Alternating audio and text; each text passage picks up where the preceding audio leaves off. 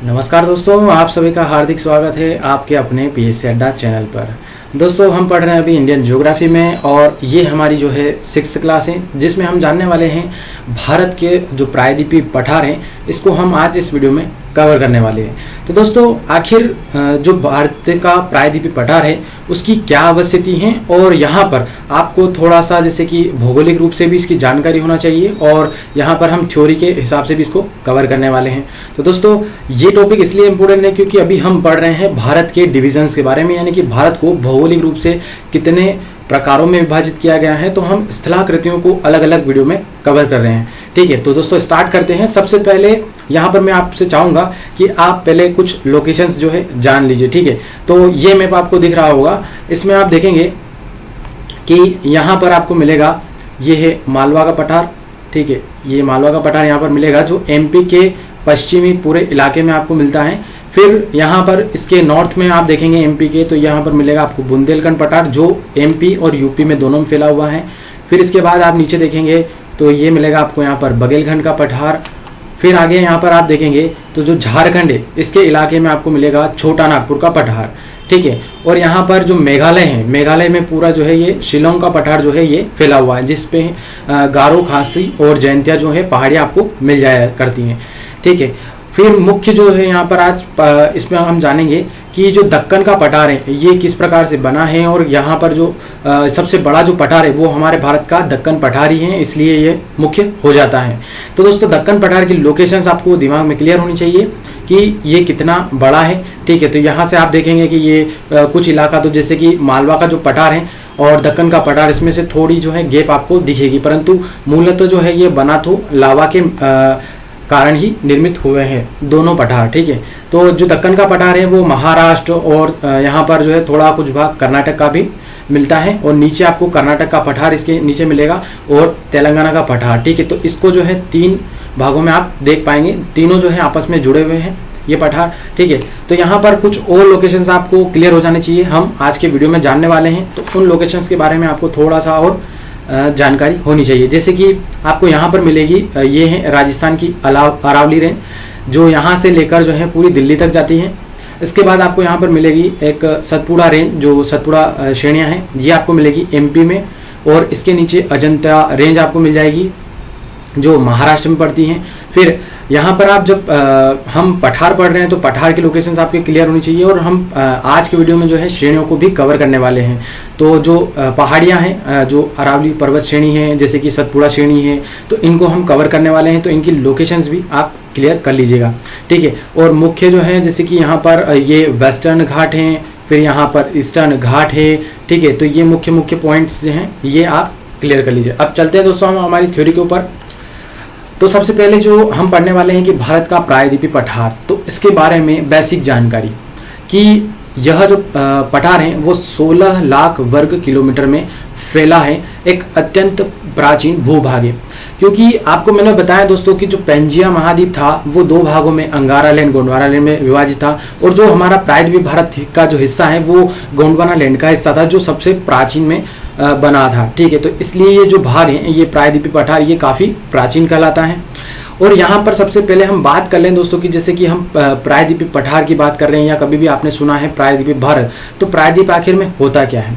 ठीक है, तो अगर मान लीजिए कि हम यहाँ पर जैसे कि आपने देखा है यहाँ पे भारत की जो लोकेशन है प्रायद्वीपीय भारत की, तो ये जो पूरी लोकेशन है इसको हम बोलते हैं प्रायद्वीपीय भारत। अब प्रायद्वीप का अर्थ क्या होता है जियोग्राफी के अकॉर्डिंग, यानी कि कोई भी भूभाग पृथ्वी का अगर वो 3 ओर से पानी से घिरा हो और 1 ओर स्थल से घिरा हो तो उसे हम क्या बोलते हैं, प्रायद्वीप बोलते हैं जियोग्राफी की लैंग्वेज में।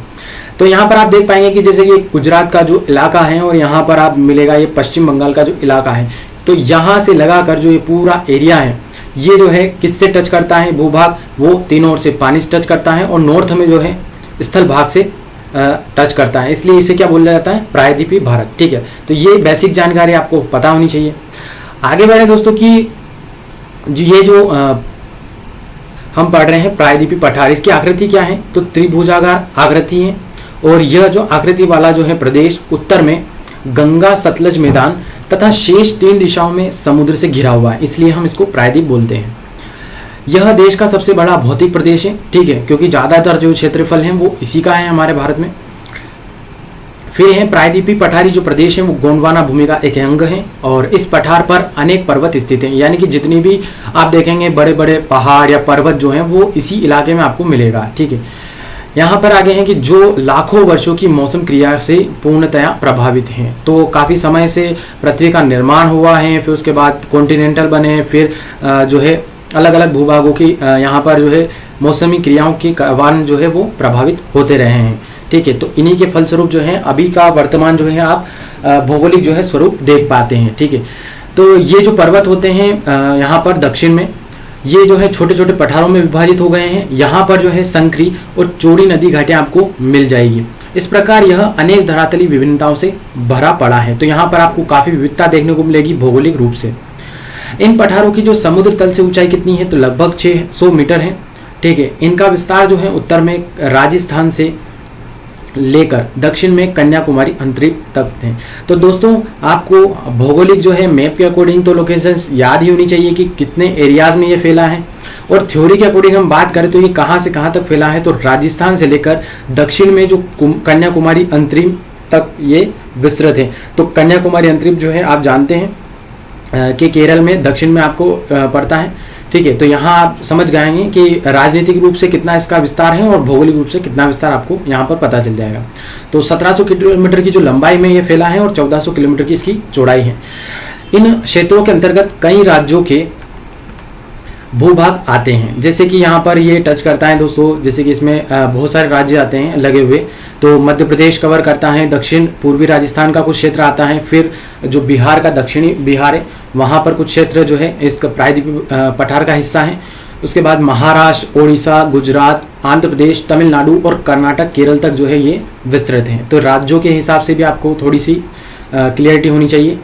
आगे है प्राकृतिक दृष्टि से इसकी जो उत्तरी सीमा है वो कौन बनाता है, तो अरावली बनाती है, कैमूर बनाती है और राजमहल पहाड़ियां जो है द्वारा निर्मित होती हैं। तो ये चीज आपको याद होनी चाहिए दोस्तों, ये नोट डाउन कर लीजिए कि प्राकृतिक दृष्टि से जो है प्रायद्वीपीय पठार की सीमा कौन बनाता है।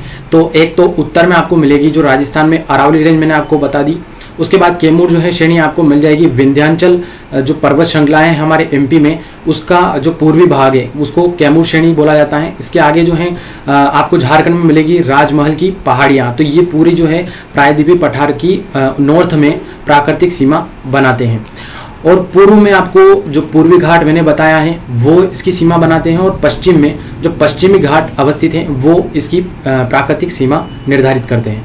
हालांकि इसकी सीमा के बारे में विद्वानों द्वारा समय समय पर अनेक विचार प्रस्तुत किए गए हैं, परंतु इन नवीन अध्ययनों के आधार पर भी इस बात की पुष्टि की गई है कि यह पठार हिमालय पर्वत श्रेणी के निर्माण से पहले काफी व्यापक रूप से फैला हुआ है, ठीक है। तो हिमालय तो दोस्तों अभी हमारे लिए नवीन पर्वत की श्रेणी में आता है, जबकि जो प्रायद्वीपीय भारत का हिस्सा है वो काफी प्राचीन है। इसलिए यहाँ पर विद्वानों का ये मत है कि ये जो प्रायद्वीपीय पठार है ये काफी पुराना माना जाता है। इन पठारों ने हिमालय के मोड़ों को प्रभावित किया है। पठार के उत्तर पश्चिम और उत्तर पूर्व दिशा में आगे की ओर निकले हुए भाग के कारण हिमालय जो है दक्षिण की ओर मुड़ा हुआ दिखाई पड़ता है। तो चूंकि आप देख चुके हैं दोस्तों मैप में कि जो प्रायद्वीपीय पठार का जो हिस्सा है वो आप शिलांग के पठार के रूप में यहाँ पर देख सकते हैं कि जो प्रायद्वीपीय पठार का जो हिस्सा है वो कहाँ तक विस्तृत है। तो हमारा जो पूर्वी स्टेट है वहां तक ये फैला हुआ है, और इसी के कारण जो हमारा हिमालय है वो इसकी अवस्थिति के कारण जो है दक्षिण में मुड़ चुका है। तो जो हिमालय की पर्वत श्रृंखला है दोस्तों वो म्यांमार के सीमा के अकॉर्डिंग जो है मुड़ी हुई आपको दिखेगी मैप में। तो इसी के कारण जो है हिमालय दक्षिण की ओर मुड़ गया है, ये चीज आपको पता होनी चाहिए। यह पठार जो है कई जगहों से काफी कटा हुआ है तथा अनेक छोटे छोटे पठारों और पहाड़ियों में विभाजित हो गया है। इसलिए इस पठारी भाग के संबंध में विस्तृत रूप से अध्ययन करना अत्यंत आवश्यक हो जाता है। आगे हैं दोस्तों कि नर्मदा, सोन आदि कई नदियों द्वारा इस पठार की कई छोटे छोटे पठारों में बांट दिया गया है, क्योंकि आपको पता है जैसे कि जियोग्राफी में जो नदियां होती हैं दोस्तों हमारी प्राकृतिक रूप से उनका कार्य क्या है कि निरंतर जो है गति करते रहना। तो वो अपने आने वाले जो है सामने अवरोधों को निरंतर जो है काटती छाटती रहती, जिस वजह से ये जो नदियां हैं यहाँ पर आपको मिलेगी नर्मदा एमपी और सोन में, एमपी में जो है नर्मदा और सोन नदियां जो है ये निरंतर बहती रहती हैं, जिसकी वजह से क्या होते हैं, ये जो दक्कन का पठार आपको देखने को मिलता है, तो यहाँ पर जो है ये इनको छोटे छोटे पठारों में बांट दिया करती हैं। आगे हैं दोस्तों कि नर्मदा के उत्तर में आपको मिलेगा मालवा का पठार तथा दक्षिण में दक्कन का पठार स्थित है। सोन नदी के पूर्व में छोटा नागपुर का पठार अवस्थित है। इसके अलावा विभिन्न नदियों के समीप आपको ये पठार पाए जाते हैं। अब हम यहाँ पर 1 बाय 1 जो है इन पठारों को क्लियर करेंगे, ठीक है। तो जैसे कि मैंने प्रायद्वीपीय पठार के बारे में थोड़ा सी जो जानकारी आपको दी है, ये बहुत इंपॉर्टेंट है, आपको लिखने में भी मदद करेगा। और दूसरा, जब यहाँ पर हम इसको अलग अलग भूभागों में देखते हैं, क्योंकि अभी आपने देखा कि जो नदियां हैं उनका कार्य क्या है, वो इन भूभाग जो हैं उनको काटती छाटती रहती है, तो इस वजह से जो प्रायद्वीपीय पठार है वो कई जो पठारों में विभक्त हो गया है। तो सबसे पहले हम बात करें दोस्तों दक्कन का पठार, ठीक है। यह भारत का सबसे बड़ा पठार है, ये आपको यहाँ पर याद होना चाहिए। दक्कन का पठार जो है वो एक त्रिकोणीय आकृति का तथा इसका विस्तार जो है 70,05,000 के आसपास है, और उत्तर में यह 3000 मीटर ऊंचा है तथा पश्चिम में 900 मीटर ऊंचा है। इसे महाराष्ट्र पठार भी कहते हैं, क्योंकि ज्यादातर हिस्सा जो है दक्कन का पठार वो दोस्तों महाराष्ट्र में ही आता है, जबकि थोड़ा जो है विस्तृत भाग ये अन्य राज्यों में भी फैला हुआ है। इस पठार के अंतर्गत आपको मिलेगा ये इसका एरिया जो है महाराष्ट्र, मध्य प्रदेश, कर्नाटक, गुजरात और आंध्र प्रदेश राज्यों में भूभाग इसके अवस्थित हैं। इसकी जो उत्तरी सीमा है वो ताप्ती नदी बनाती है, ठीक है। उसकी जो दक्कन पठार की उत्तरी सीमा कौन बनाती है, तो ताप्ती नदी बनाती है। और पश्चिम में जो है इसकी सीमा कौन बनाता है, तो पश्चिमी घाट बनाता है। ये लोकेशंस आपको याद होनी चाहिए, क्योंकि दोस्तों क्या होता है कि अक्सर हम छोटी छोटी जो थ्योरी में बातें होती हैं वो हम नेगलेक्ट कर देते हैं, और अक्सर एग्जाम में वही पूछ लिया जाता है। जैसे कि अभी तक पुराने प्रीवियस जो पेपर होते थे एमपीपीएससी में, उसमें दक्षिण भारत की जो है चोटियां पूछी जाती थी, परंतु अभी जो लास्ट रिसेंटली हुई थी एमपीपीएससी में, उसमें हिमालय संबंधित क्वेश्चन आया था। तो यहाँ पर क्या होता है कि हम जो हाईलाइटेड चीजें होती हैं वो तो हम देखते हैं अच्छी तरीके से, परंतु कुछ चीजों को हम छोड़ देते हैं और वही एग्जाम में बैठ जाती है। जैसे कि हिमालय से संबंधित जो कश्मीर की जो करेवा घाटी से संबंधित क्वेश्चन आया था, वो इसी प्रकार का क्वेश्चन था। अगर वहां पर आप ध्यान नहीं देते हैं तो वो आपका गलत हो जाता है। तो इसलिए ये छोटी छोटी बातें आपको अच्छे से याद होनी चाहिए, ठीक है। जैसे कि ताप्ती नदी जो है इसकी उत्तरी सीमा बनाती है दक्कन के पठार की, और पश्चिम में पश्चिमी घाट इसकी सीमा बनाता है। यह पठार जो है बेसाल्ट चट्टानों से भरा हुआ है, और इन चट्टानों में खनिजों की प्रचुरता है। जैसे कि यहाँ पर आपको मिल जाएगा लोहा, अभ्रक, मैग्नेटाइट और बॉक्साइट इत्यादि खनिज जो है यहाँ पर आपको मिल जाएंगे। गोदावरी नदी द्वारा इसे 2 भागों में विभाजित किया गया है। तो दक्कन का पठार है दोस्तों, इसको गोदावरी नदी जो है 2 भागों में विभाजित कर देती है। एक तो है तेलंगाना पठार और दूसरा है कर्नाटक पठार, ठीक है। आगे है दोस्तों कि जब हम तेलंगाना पठार को देखें अलग से, तो यहाँ पर जो तेलंगाना पठार के बारे में है कि गोदावरी नदी के उत्तरी भाग में स्थित वनों से आच्छादित पठार है। यहाँ पर वर्धा नदी बहती है। कौन बहती है, तो वर्धा नदी बहती है। दक्षिणी भाग में आपको यहाँ पर उर्मिल मैदान मिलेंगे। अब यहाँ पर उर्मिल मैदान क्या है दोस्तों, तो जो गुंबदाकार मैदान होते हैं, यानी गुंबद के आकार वाले जो मैदान होते हैं, उसी को हम क्या बोलते हैं, उर्मिल मैदान भी बोलते हैं। तो आपको ये पता होगा कि जो पठार होते हैं वो काफी ऊंचे होते हैं। जैसे कि आप अगर मालवा के पठार में रहते हैं तो दोस्तों वो उसका एक ढाल होता है एक साइड से, और एक साइड से जो है पूरा यहाँ पर उसका हम कहते हैं कि वो ऊंचा है, ठीक है। तो जो पठार होते हैं उसकी अलग कंडीशंस होती हैं, और मैदान जो होते हैं वो बिल्कुल समतल होते हैं। तो जो पठार पर स्थित होते हैं मैदान, उसको क्या बोलते हैं, गुंबद के आकार मैदान को उर्मिल मैदान बोला जाता है। जिन पर जो है सिंचाई के लिए तालाब बनाने हेतु उपयुक्त भूमि है, क्योंकि यहाँ पर आप देखेंगे कि जो ये उर्मिल मैदान होते हैं यहाँ पर ये तालाबों के लिए उपयुक्त होते हैं, ठीक है। तो इसका निचला जो भाग है वो समतल है, और जिनमें बड़े बड़े नगर आपको मिलेंगे, जैसे कि हैदराबाद और सिकंदराबाद जो है तेलंगाना में अवस्थित है इसी पठार पर, ठीक है। आगे देखें दोस्तों कि कर्नाटक पठार। कर्नाटक पठार को 600 मीटर की ऊंचाई वाली समुच्च रेखा 2 भागों में विभाजित करती है।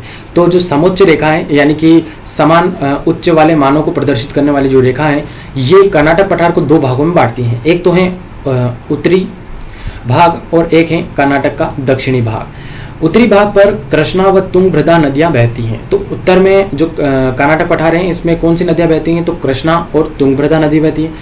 यहाँ जो है घाट प्रभा व मालप्रभा नदियां जो है कृष्णा नदी में उसके दाएं भाग पर मिलती हैं। कर्नाटक पठार के जो दक्षिणी भाग को क्या बोला जाता है, तो मैसूर पठार बोला जाता है, ठीक है। इसका नाम एक और याद रखिए, दक्षिणी भाग का जो कर्नाटक पठार है उसको मैसूर पठार भी बोला जाता है। यह दक्षिण भारत का उच्च सीमा वाला पठार है। सामान्यतः इसका जो ढाल है वो कहाँ किस ओर है, तो पूर्व की ओर है। तो आपको पता होगा कि जो कर्नाटक में बहने वाली जो नदियां हैं वो अपने पूर्व की ओर बहते हुए जो है बंगाल की खाड़ी में गिरती हैं, क्योंकि उसका जो ढाल है पठार का वो किस ओर है, तो पूरब की ओर है। जबकि उत्तरी भाग का जो ढाल है वो कहाँ पर है, तो उत्तर की ओर है। इसके पश्चिम में पश्चिमी घाट और पूर्व में पूर्वी घाट अवस्थित हैं और नीलगिरी जो पहाड़ियां हैं इसके द्वारा इसकी दक्षिणी सीमा का निर्माण होता है।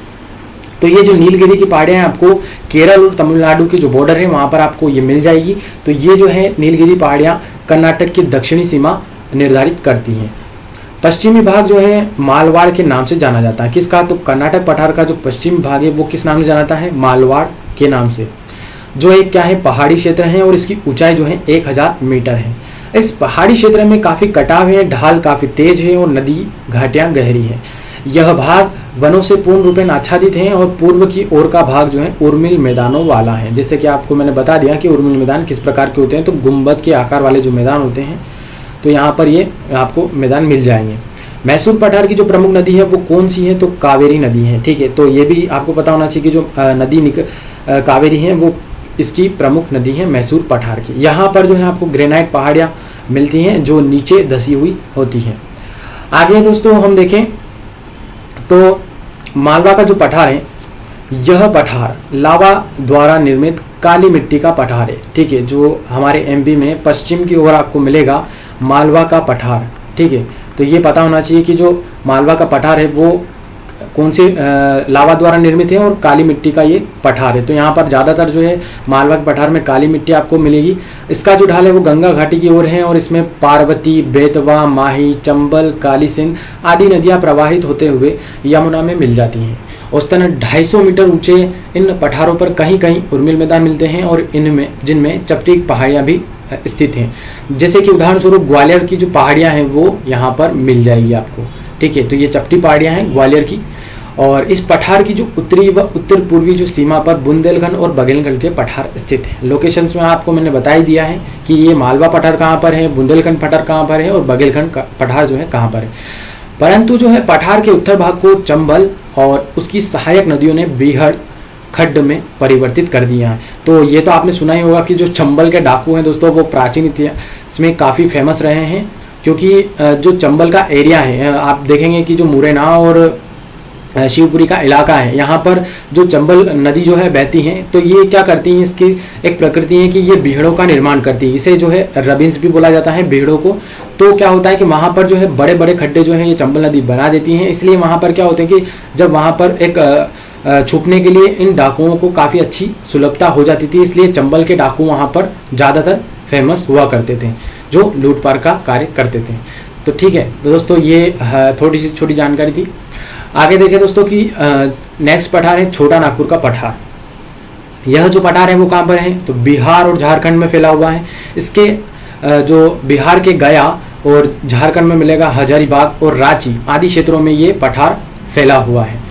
इसकी औसत ऊंचाई जो है 700 मीटर है और महानदी, स्वर्णरेखा, सोन और दामोदर ये सभी नदियां हैं आदि इस पठार की जो है मुख्य नदियां हैं। ठीक है, तो ये नदियां जो है इस पठार में बहती हैं जो गहरी घाटियों में प्रवाहित होकर अलग अलग दिशाओं में फैल जाती हैं। सोन नदी पठार के उत्तर पश्चिम से बहकर गंगा नदी में प्रवाहित हो जाती है। दामोदर नदी जो है वो पठार के मध्य भाग में पश्चिम से पूर्व की ओर प्रवाहित हो जाती हैं और महानदी जो है इसकी दक्षिणी सीमा बनाती है। तो ये जो मैं हाईलाइट कर रहा हूँ ये आपको याद होनी चाहिए। जो दक्षिण पूर्व में प्रवाहित होती है महानदी और इस पठार की उत्तरी सीमा जो है कौन बनाता है, तो राजमहल पहाड़ियां छोटा नागपुर पठार की जो है उत्तरी सीमा बनाती हैं और दक्षिणी सीमा महानदी बनाती है। छोटा नागपुर का जो पठार है कई भागों में बटा हुआ है। दामोदर नदी के जो उत्तर में कई पठार और पहाड़ियों के समूह मिलते हैं जिनमें हजारीबाग और कोडरमा के पठार प्रमुख हैं। तो दोस्तों जो छोटा नागपुर का पठार है इसको 3 भागों में बांटा गया है, जैसे कि हजारीबाग, कोडरमा का पठार और रांची का पठार। दामोदर नदी के जो दक्षिण में आपको मिलेगा रांची का पठार। ठीक है, तो ये 3 पठार जो है छोटा नागपुर पठार के ही हिस्से हैं। आगे देखें दोस्तों तो यहाँ पर है कि रांची का पठार जो है सामान्यतः समतल ही है। कुछ निचली पहाड़ियों को छोड़कर यहाँ पर ग्रेनाइट व नीस की चट्टानें पाई जाती हैं। इस समतल पठार पर ही जो है रांची नगर जो है अवस्थित है। इस नगर से नदियां चारों दिशाओं में प्रवाहित होती हैं और दामोदर जो घाटी अब एक भ्रंश के रूप में अवस्थित है। तो ये चीज आपको याद हो जानी चाहिए कि जो दामोदर नदी जो बहती है दोस्तों, वो एक दामोदर घाटी में बहती है, जिसे भ्रंश के नाम से, यानी कि जो भ्रंश घाटी में वो दामोदर नदी बहती है, ठीक है, जिसमें गोंडवाना काल के निक्षेप मिल जाते हैं। खनिज पदार्थों की दृष्टि से इस पठार को काफी धनी माना जाता है। तो सबसे महत्वपूर्ण पठार जो है खनिज के मामले में छोटा नागपुर का पठार है, और यहाँ पर भारत के प्रमुख खनिज मिलेंगे आपको। बॉक्साइट, अभ्रक, कोयला आदि भारी मात्रा में यहाँ पर पाए जाते हैं। इसके अतिरिक्त टंगस्टन, क्रोमाइट, चूना पत्थर, चिकनी मिट्टी, क्वार्ट्ज और इमारती पत्थर, तांबा आदि भी यहाँ पर जो है प्रचुर मात्रा में उपलब्ध है। वन संपदा की दृष्टि से इस पठार का जो विशेष महत्व है, और यहाँ पर सागवान, शीशम, साल, जामुन, सेमल, बांस आदि भी बहुतायत में पाए जाते हैं। तो ये सभी वनस्पतियां इस क्षेत्र में आपको मिल जाती हैं। और खाद्यान्नों में चावल की जो खेती पहाड़ी ढालों व नदी घाटियों में की जाती है। तो ये हो गई बात छोटा नागपुर के पठार की। अब नेक्स्ट है दोस्तों कि मेघालय का पठार, ठीक है। तो ये आपको मिल जाएगा मेघालय में, जिसे शिलांग का पठार बोला जाता है, और 3 यहाँ पर पहाड़ियां भी अवस्थित है, गारो, खासी, जयंतिया। इसका निर्माण जो है गोंडवाना काल के निक्षेपों से हुआ है, और मेघालय के जो पठार का जो उत्तरी ढाल है लंबवत है, जहां से ब्रह्मपुत्र नदी बहती है, तथा दक्षिणी ढाल जो है धीमा है, ठीक है। तो अब यहाँ पर दोस्तों एक चीज होती है कि जो प्रायद्वीपीय पठार का हिस्सा है शिलांग का पठार, परंतु यहाँ पर इन दोनों को थोड़ी सी जो है गेप के द्वारा विभाजित करता है, जिसे हम बोलते हैं मालदा गेप। तो ये नाम आप याद रखिए कि जो मेघालय का पठार है, शिलांग का पठार, और प्रायद्वीपीय पठार के जो बीच के भूभाग को कौन अलग करता है, तो मालदा गेप अलग करता है। फिर आगे देखें दोस्तों नेक्स्ट पठार की बुंदेलखंड का पठार। तो यह पठार मिलेगा आपको ग्वालियर पठार और विंध्याचल श्रेणी के बीच में फैला है। तो जो विंध्याचल श्रेणी है दोस्तों, ये हमारे एमपी में गुजरात से लगाकर जो है एमपी होते हुए जो है छत्तीसगढ़, झारखंड तक फैली हुई है, और इसी विंध्याचल श्रेणी और ग्वालियर पठार के बीच में आपको मिलेगा बुंदेलखंड का पठार। इसकी ऊंचाई लगभग 300 से 600 मीटर के मध्य है, और प्राचीनतम बुंदेलखंड नीच से निर्मित है, और इस पर सोपानी वेदिकाएं भी मिलती हैं। इसके इर्द गिर्द ग्रेनाइट तथा बलुआ पत्थर के टीले व पहाड़ियां भी मिलती हैं। आगे नेक्स्ट पठार की बघेलखंड का पठार। तो विंध्य श्रेणी के कैमूर और भानेर पहाड़ियों के ये पूर्व में अवस्थित है। तो कहाँ पर अवस्थित है, तो विंध्य जो पर्वत श्रेणी है, इसके जो कैमूर श्रेणी और भांडेर जो श्रेणी है, इसके पूर्व में ये आपको मिलेगा। इसके उत्तर में सोनपुर पहाड़ियां और दक्षिण में कौन सी पहाड़ियां हैं, तो रामगढ़ पहाड़ियां अवस्थित हैं। बघेलखंड का जो मध्य भाग है वो क्रमशः ऊंचा होता हुआ पूर्व से पश्चिम की ओर फैल गया है। यहाँ पर पश्चिम भाग में बलुआ पत्थर व चूने का पत्थर और तथा पूर्वी भाग में ग्रेनाइट की चट्टानें पाई जाती है। तो ये सभी छोटी छोटी जानकारियां हैं दोस्तों, वो आपको अगर आंसर राइटिंग करनी है तो फिर वहां पर आपको मदद करेगा। बाकी जो मैं हाईलाइट कर रहा हूँ ये आपके किसी भी एग्जाम के लिए इंपॉर्टेंट रखता है। अब दोस्तों हम आते हैं, यहाँ पर हमारे पठार तो कंप्लीट हो जाते हैं, परंतु प्रायद्वीपीय जो पठार है इसकी कुछ पर्वत श्रेणियां हैं वो इंपॉर्टेंट है, इसलिए यहाँ पर हम इसको इसी वीडियो में डिस्कस कर लेते हैं कि प्रायद्वीपीय पठार की जो पर्वत श्रेणियां हैं वो निम्नानुसार जो है वर्गीकृत किया जा सकता है। सबसे फर्स्ट है विंध्याचल पर्वत श्रेणी। तो लोकेशंस मैंने आपको बता दी है कि विंध्याचल पर्वत श्रेणी कहाँ पर है। अब यहाँ पर हम बात करते हैं राजनीतिक रूप से। तो विंध्याचल श्रेणी का विस्तार है अव्यवस्थित रूप में है। यह नर्मदा नदी के साथ साथ पश्चिम की ओर गुजरात से आरंभ होकर उसके समानांतर पूर्व दिशा में बहती हुई उत्तर पूर्व दिशा में होकर मुड़ जाती है। तो यहाँ पर आप देख पाएंगे, एक बार और मैं आपको दिखा दूं कि यहाँ पर आप देख पा रहे होंगे दोस्तों कि ये जो सतपुड़ा रेंज है, ठीक है, इसकी यहाँ पर आपको नॉर्थ में मिलेगा, ये है विंध्याचल रेंज।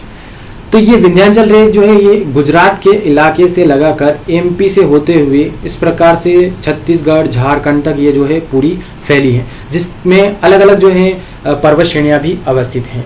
तो यहाँ पर हम बात कर रहे हैं कि ये जो विंध्याचल श्रेणी है वो नर्मदा नदी के साथ साथ पश्चिम की ओर गुजरात से आरंभ होकर जो है ये उत्तर पूर्व दिशा में मुड़ जाती हैं। अंततः में जो है ये यूपी के मिर्जापुर तक अपना जो है विस्तार प्राप्त करती हैं।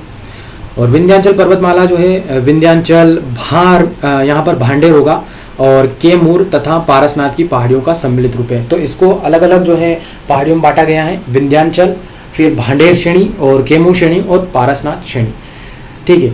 फिर आगे दोस्तों कि विंध्याचल पर्वत में परतदार चट्टानें जैसे कि लाल व बलुआ पत्थरों से युक्त जो चट्टानें हैं वो मिलती हैं, और विंध्याचल पर्वत ही जो है उत्तरी और दक्षिणी भारत को एक दूसरे से स्पष्ट रूप से अलग करता है। इस पर्वत की औसत ऊंचाई 900 मीटर है। ठीक है, अब हम आगे देखते हैं दोस्तों कि सतपुड़ा रेंज, सतपुड़ा पर्वत श्रेणी, ये इसके बारे में हम डिटेल जानते हैं। तो यह जो पर्वतमाला है नर्मदा और ताप्ती नदियों के बीच पश्चिम में राजपीपला की पहाड़ियां। ठीक है, तो ये चीज आपको याद होनी चाहिए कि एक तो नर्मदा और ताप्ती नदियों के बीच में है और पश्चिम में कहां से, तो राजपीपला की पहाड़ियों से आरंभ होकर छोटा नागपुर जो है के पठार तक यह विस्तृत है। ठीक है, तो ये चीज है कि राजपीपला की जो पहाड़ियां हैं वो गुजरात में अवस्थित हैं और फिर एमपी में जो है सतपुड़ा रेंज को भी काफी श्रेणियों में डिवाइड किया गया है, जैसे कि महादेव और मेकल श्रेणियों में। फिर उसके बाद ये आगे जो है चली जाती है, छोटा नागपुर के पठार तक जो है ये विस्तृत है। महादेव और मेकल जो पहाड़ियां हैं भी सतपुड़ा पर्वतमाला के अंतर्गत ही हैं, जो एमपी में आते हैं। सतपुड़ा जो है पर्वतमाला का भौगोलिक विस्तार 21 डिग्री से 24 डिग्री उत्तरी अक्षांश के बीच है और इसकी औसत ऊंचाई जो है 760 मीटर है। 1350 मीटर ऊंची धूपगढ़ जो है चोटी सतपुड़ा की सबसे ऊंची चोटी है। तो ये क्वेश्चन भी बना हुआ है दोस्तों एमपीपीसी में कि जो धूपगढ़ है वो सतपुड़ा की सबसे ऊंची चोटी है और महादेव पर्वत श्रेणी पर ये अवस्थित है। 1350 मीटर इसकी हाइट है। ठीक है, फिर आ गए दोस्तों कि यह चोटी जो है महादेव पर्वत जो पहाड़ी है उस पर अवस्थित है, जैसा मैंने आपको बता दिया पहले। उसके बाद है कि सतपुड़ा की जो अमरकंटक चोटी से ही नर्मदा नदी का उद्गम होता है। तो जो अमरकंटक चोटी है दोस्तों जो अनूपपुर में पड़ती है, एमपी के अनूपपुर जिले में, और जो ये है सतपुड़ा की ही अनूपपुर चोटी है और यहाँ से जो है कौन सी नदी निकलती है, तो नर्मदा नदी का उद्गम होता है। फिर है कि सतपुड़ा पर्वतमाला के अंतर्गत जो है जबलपुर के समीप जो है धुआंधार जलप्रपात सर्वाधिक प्रसिद्ध है। तो जो धुआंधार जलप्रपात है जिसका आपने काफी नाम सुना है वो इसी पर्वत श्रृंखला पे अवस्थित है और सतपुड़ा से संगमरमर की चट्टानें जो है प्राप्त होती हैं। अब नेक्स्ट जो है रेंज हम देखें दोस्तों अरावली पर्वत श्रेणी। अरावली पर्वत श्रेणी जो है कहाँ से विस्तृत है, फैला हुआ है इसका, तो अहमदाबाद के समीप राजस्थान के मरुस्थल की जो है पूर्वी सीमा से लेकर उत्तर पूर्व में ये दिल्ली के दक्षिण पश्चिम तक विस्तृत है। अरावली पर्वतमाला की जो कुल लंबाई है लगभग 880 किलोमीटर है और आबू के निकट जो माउंट आबू है उसके निकट जो है गुरु शिखर, ये इसका सबसे ऊंची चोटी है अरावली पर्वत श्रृंखला की और इसकी जो हाइट है गुरु शिखर वो कितनी है 1772 मीटर। ठीक है, तो ये चीज आपको नोट डाउन कर लेनी चाहिए कि अरावली की सबसे ऊंची चोटी कौन सी है, तो गुरु शिखर है। और कहां से कहां तक है इसका विस्तार, तो राजस्थान से लगाकर जो है दिल्ली तक है, जो रायसीना हिल्स जो है जिस पर राष्ट्रपति भवन जो है बनाया गया है, वहां तक ये अरावली पर्वत श्रृंखला फैली हुई है। अरावली की औसत ऊंचाई 300 से 900 मीटर के बीच है और अरावली श्रेणी जल विभाजक के रूप में कार्य करती है। जल विभाजक क्या होता है दोस्तों, जो नदियों के बीच में जल को डिवाइड करने के लिए पर्वत का भूभाग होता है उसे हम कहते हैं जल विभाजक। ठीक है, तो दो जलों को विभाजित करने वाले को जल विभाजक बोला जाता है, इसलिए अरावली श्रेणी जो है जल विभाजक के रूप में कार्य करती हैं और इसके पश्चिम की ओर माही तथा लूनी नदियां निकलती हैं। ठीक है, तो इनको ये प्रभावित करती हैं और जो अरब सागर में गिरती हैं, ये नदियां अरब सागर में गिरती हैं और पूर्व की ओर मुख्य रूप से बनास नदी निकलती है। तो ये सभी जो है अरावली पर्वत श्रेणी की नदियां हैं दोस्तों। और जो चंबल की सहायक नदी, तो जो बनास नदी है जो चंबल की सहायक नदी का कार्य करती है, तो ये यहाँ पर होगा मिस्टेक दोस्तों की जो बनास नदी है वो राजस्थान में बहती है और अरब सागर में जाके गिरती है, जबकि चंबल नदी जो है वो एमपी के इंदौर जिले जो है महू से निकलती है और यमुना में जाके मिलती है। तो ये यहाँ पर फैक्ट थोड़ा गलत है। ये सभी जो नदियां अस्थायी है यानी कि मौसमी है। अब दोस्तों हम आगे आते हैं। पहले यहाँ पर मैं थोड़ी सी आपको बता दूं कि ये जो डेटा हम प्रोवाइड कर रहे हैं वो काफी विस्तृत है, इसलिए आपको हो सकता है कि थोड़ा सा बोरिंग भी लगे, क्योंकि अभी हम क्या कर सकते हैं कि प्री के अकॉर्डिंग नहीं चल रहे हैं दोस्तों, मेंस के अकॉर्डिंग चल रहे हैं। और जहां तक बात होगी प्री की, तो हम वहां पर जब प्री का एग्जाम होगा तो उसके लिए हम अलग से शॉर्ट नोट के रूप में आपको यहाँ पर इसके बारे में चर्चा करेंगे। परंतु अभी जब हम पढ़ रहे हैं मेंस के अकॉर्डिंग, तो इसलिए हमें ज्यादा ज्ञान के अकॉर्डिंग ही पढ़ना पड़ेगा। इसलिए यहाँ पर थोड़ा सा आपको पेशेंस जरूर रखना चाहिए अगर आप एमपीपीएससी के छात्र हैं। अब दोस्तों हम आगे आते हैं कि पश्चिमी घाट या सहाद्री। तो पश्चिमी घाट को सहाद्री बोला जाता है और पश्चिमी घाट जो है दक्कन पठार की पश्चिमी सीमा से पश्चिमी तट के समांतर विस्तृत है और यह उत्तर में ताप्ती नदी घाटी से लेकर दक्षिण में कन्याकुमारी तक फैला हुआ है। तो इस पश्चिमी घाट की लोकेशन आपको पता होनी चाहिए कि जो ताप्ती नदी घाटी है, ताप्ती नदी घाटी एमपी की, यहाँ से लगाकर दक्षिण में जो कन्याकुमारी का क्षेत्र है वहां तक ये फैला हुआ है और 1600 किलोमीटर की जो है इसकी टोटल लंबाई है उत्तर से दक्षिण तक की। और भौगोलिक संरचना की दृष्टि से पश्चिमी घाट को 3 वर्गों में विभाजित किया जाता है। जैसे कि जो 3 भाग है पश्चिमी घाट के, वो कौन कौन से, तो उत्तरी सह्याद्री, मध्य सह्याद्री और दक्षिण सह्याद्री। अब इनके बारे में हम चर्चा करते हैं। तो उत्तरी सह्याद्री जो है ताप्ती नदी से शुरू होकर मालप्रभा नदी के उद्गम स्थल तक 650 किलोमीटर की लंबाई में ये फैला हुआ है और उत्तरी सह्याद्री की औसत ऊंचाई 550 मीटर है। यहीं से गोदावरी, भीमा और कृष्णा, उर्रा जो नदियां हैं इनका उद्गम होता है। और कालसूबाई ये पर्वत चोटी हैं और साल हेर फेर तथा महाबलेश्वर उत्तरी सह्याद्री की प्रमुख चोटियां हैं। तो ये कुछ नाम आपको याद होने चाहिए कि उत्तरी सह्याद्री की जो चोटियां हैं वो कौन कौन सी है, तो कालसूबाई, सालहेर और महाबलेश्वर। थालघाट और भोरघाट जो है उत्तरी सह्याद्री के 2 प्रमुख दर्रे हैं। ठीक है, मुंबई से कोलकाता का जो मार्ग है वो भोरघाट दर्रे से ही बनता है।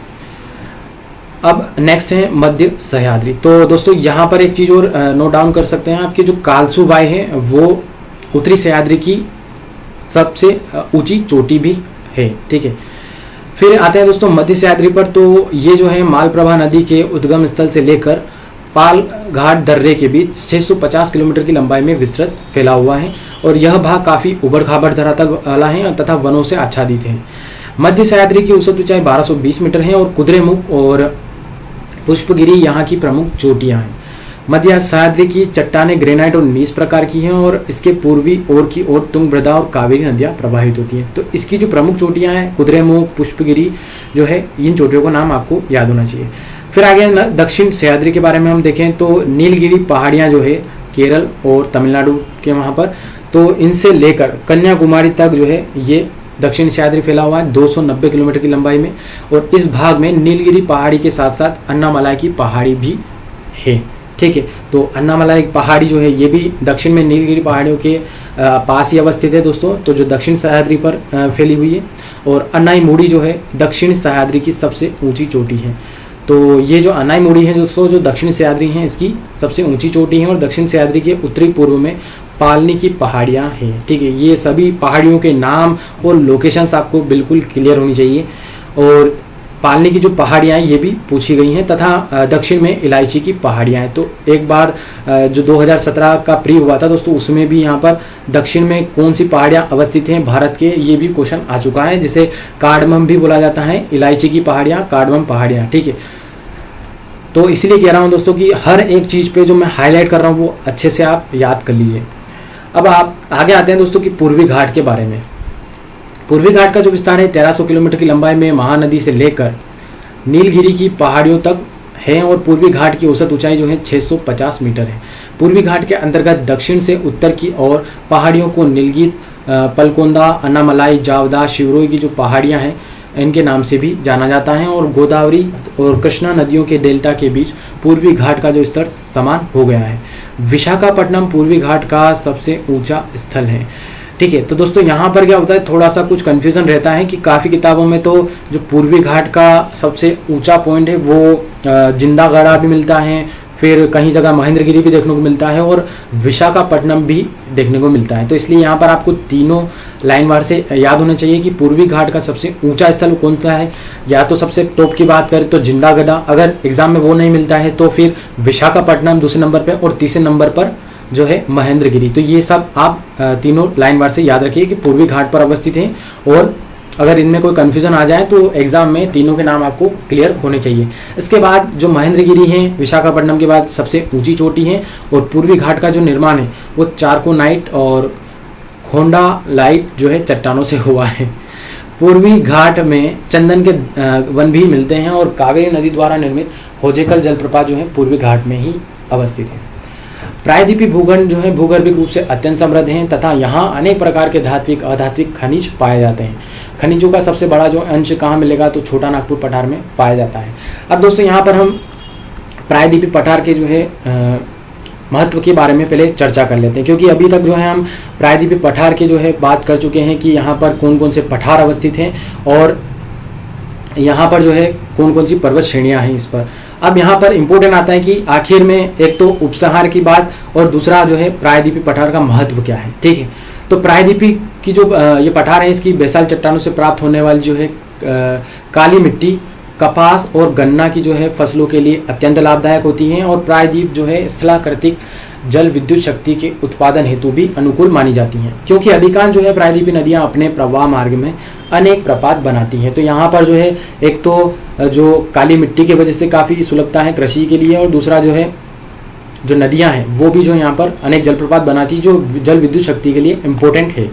किंतु इन नदियों की जो मौसमी प्रकृति के कारण जल विद्युत उत्पादन की जो क्षमता है वो काफी सीमित हो गई है, क्योंकि जो बहुत सारी नदियां हैं दक्षिण में बहने वाली वो मौसम के अकॉर्डिंग बहती है, यानी कि पानी गिरा तो ज्यादा प्रवाहित होती है नदियां, और अगर नहीं तो फिर यहाँ पर जो है पानी की समस्या उत्पन्न हो जाती है। इसलिए जो जल विद्युत उत्पन्न होती है इनसे वो काफी लिमिटेड हो जाती है।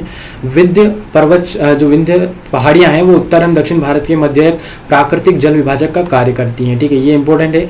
जो विंध्यांचल की पहाड़ियां हैं उत्तर और दक्षिण भारत, नॉर्थ और साउथ का जो भारत है इसके मध्य प्राकृतिक जल विभाजक के रूप में कार्य करता है, और जिसके परिणाम स्वरूप विंध्यांचल के दक्षिण में स्थित भूभाग के लोगों ने अपनी विशिष्ट सांस्कृतिक पहचान विकसित की है। ठीक है, तो दक्षिण भारत के जो लोग हैं वो अपनी विशेषता के लिए जाने जाते हैं सांस्कृतिक रूप से, और वहीं नॉर्थ वाले जो हैं अपने सांस्कृतिक रूप में जाने जाते हैं। ठीक है, आगे हैं दोस्तों। अब और थोड़ी सी और छोटा सा पॉइंट है कि यह भारतीय तट की रेखा के साथ साथ प्रायद्वीपीय पर्वत श्रेणियों तथा समुद्र तट के मध्य फैला हुआ क्षेत्र है, जो पूर्वी तथा पश्चिमी दोनों तटों के साथ संलग्न है। तो यहाँ पर दोस्तों हमारा जो वीडियो है वो एंड होता है। आपको वीडियो कैसा लगा है ये जरूर मुझे कमेंट करके जरूर बताइएगा दोस्तों, ताकि हमारी आने वाली जो वीडियोस की नोटिफिकेशन और आपको जो मेरी वीडियो की क्वालिटी है वो भी मैं इम्प्रूव कर सकूँ। ठीक है, तो यहाँ पर आपको जो है ये हमारा पीएससी अड्डा चैनल है, यहाँ पर आपको पीडीएफ उपलब्ध हो जाएगा इसका, और अगर आप चैनल पर नए हैं तो चैनल को सब्सक्राइब कर लीजिए। तो दोस्तों आज के लिए बस इतना ही। आप सभी का धन्यवाद और शुभ रात्रि।